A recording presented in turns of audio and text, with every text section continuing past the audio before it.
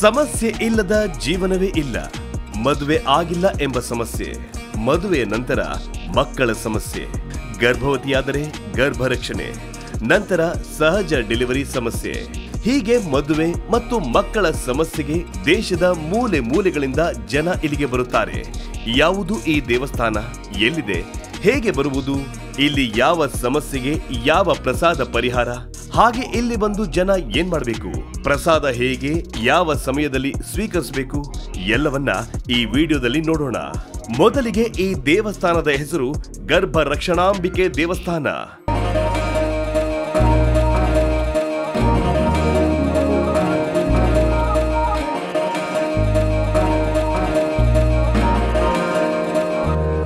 ಇದು ಶಿವ ಪಾರ್ವತಿಯರ ದೇವಸ್ಥಾನ.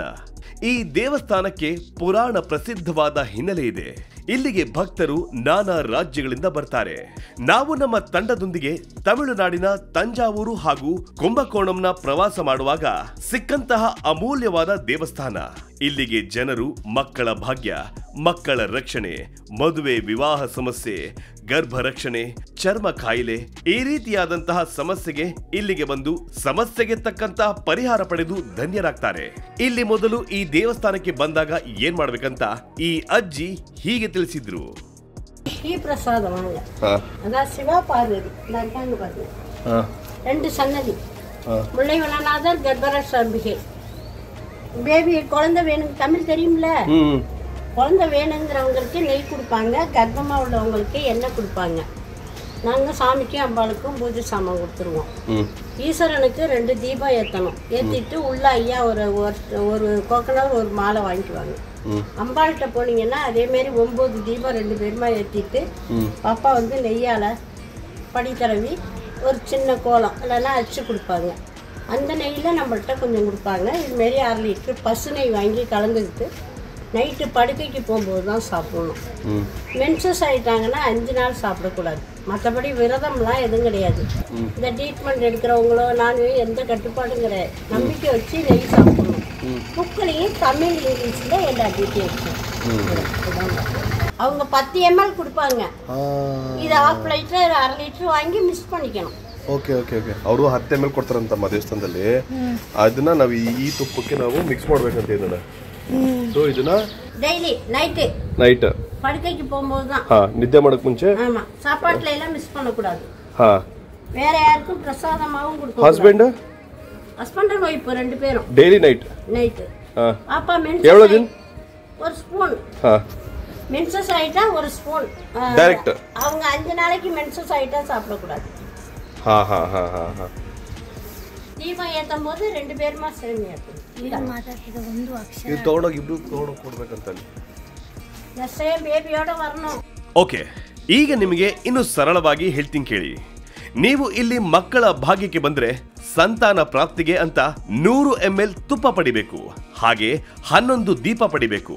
ನಂತರ 9 ದೀಪವನ್ನ ದೇವಸ್ಥಾನದ ಮುಂಭಾಗದಲ್ಲಿ ಪಾರ್ವತಿ ದೇವಿಯ ಮುಂದೆ ಹಚ್ಚಬೇಕು. ಹಾಗೆ 2 ದೀಪವನ್ನ ಶಿವದೇವನಿಗೆ ಹಚ್ಚಬೇಕು. ನಂತರ ಶಿವಲಿಂಗಕ್ಕೆ ಪೂಜೆ ಮಾಡಿಸಿ ಪಾರ್ವತಿ ದೇವಿಯ ಸನ್ನಿಧಾನಕ್ಕೆ ಬರಬೇಕು. ಈಗ ನೋಡಿ, ಇಲ್ಲಿಂದ ಪವಾಡ ಶುರುವಾಗುತ್ತೆ. ಪಾರ್ವತಿ ಅಮ್ಮನವರ ನೋಡಿದ ಕೂಡಲೇ ಒಂದು ಅದ್ಭುತವಾದ ಅನುಭವ ಆಗುತ್ತೆ.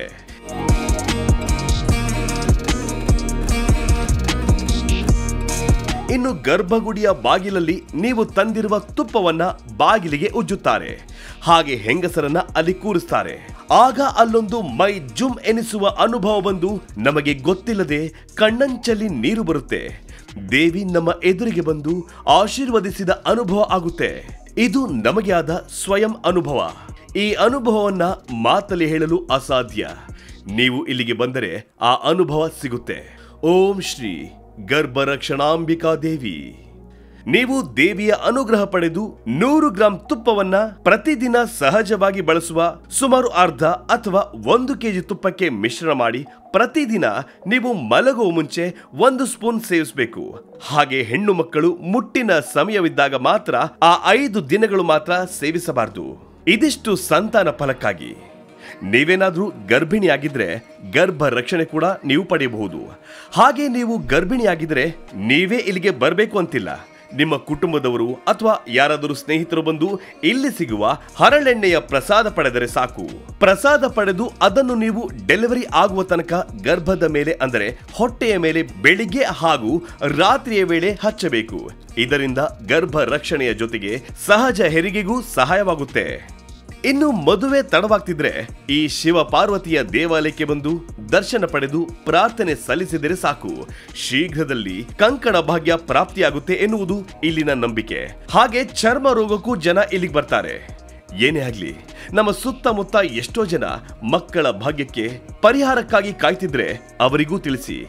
ಇದ್ಯಾವುದು ಜಾಹೀರಾತಲ್ಲ, ದೇಶದ ನಾನಾ ಜನರು ಇಲ್ಲಿಗೆ ಬಂದು ಸಮಸ್ಯೆಗಳಿಗೆ ಪರಿಹಾರ ಪಡೆಯುತ್ತಿರುವ ಪವಾಡ ಪುಣ್ಯಕ್ಷೇತ್ರ. ಹಾಗೆ ಇಲ್ಲಿರುವುದು ಸ್ವಯಂಭೂ ಶಿವಲಿಂಗ. ಮೇಲೆ ಮಣ್ಣಿನಿಂದ ಲೇಪನ ಮಾಡಿರುವುದರಿಂದ ಅಭಿಷೇಕವಾಗುವುದಿಲ್ಲ. ಸರಿ, ನೀವು ಈ ಪವಾಡ ಪುಣ್ಯಕ್ಷೇತ್ರಕ್ಕೆ ಬರಬೇಕಾ? ಹಾಗಾದ್ರೆ ಇದು ಇರುವುದು ತಮಿಳುನಾಡಿನ ಮಧುರೈ ಬಳಿ ಇರುವ ಕುಂಭಕೋಣಂ ಎಂಬ ಜಾಗದಲ್ಲಿ. ಅಲ್ಲಿಂದ 10 ರಿಂದ 12 ಕಿಲೋಮೀಟರ್ ದೂರದಲ್ಲಿ ತಿರುಕರುಗಾವೂರು ಎಂಬ ಸ್ಥಳದಲ್ಲಿ. ಗೊತ್ತಾಗದಿದ್ದಲ್ಲಿ ಗರ್ಭ ರಕ್ಷಣಾಂಬಿಕಾ ದೇವಸ್ಥಾನ ಅಥವಾ ಟೆಂಪಲ್ ಎಂದು ಟೈಪ್ ಮಾಡಿ ನಿಮ್ಮ ಲೊಕೇಶನ್ ಮ್ಯಾಪ್ನಲ್ಲಿ. ಒಳ್ಳೆಯದಾಗ್ಲಿ, ಮತ್ತೆ ಸಿಗೋಣ. ಈ ವಿಡಿಯೋ ಇಷ್ಟವಾಗಿದ್ದಲ್ಲಿ ನಮ್ಮ ಚಾನೆಲ್ ಬೆಂಗಳೂರು ಟಿವಿಯನ್ನ ಸಬ್ಸ್ಕ್ರೈಬ್ ಮಾಡಿ. ಧನ್ಯವಾದಗಳು.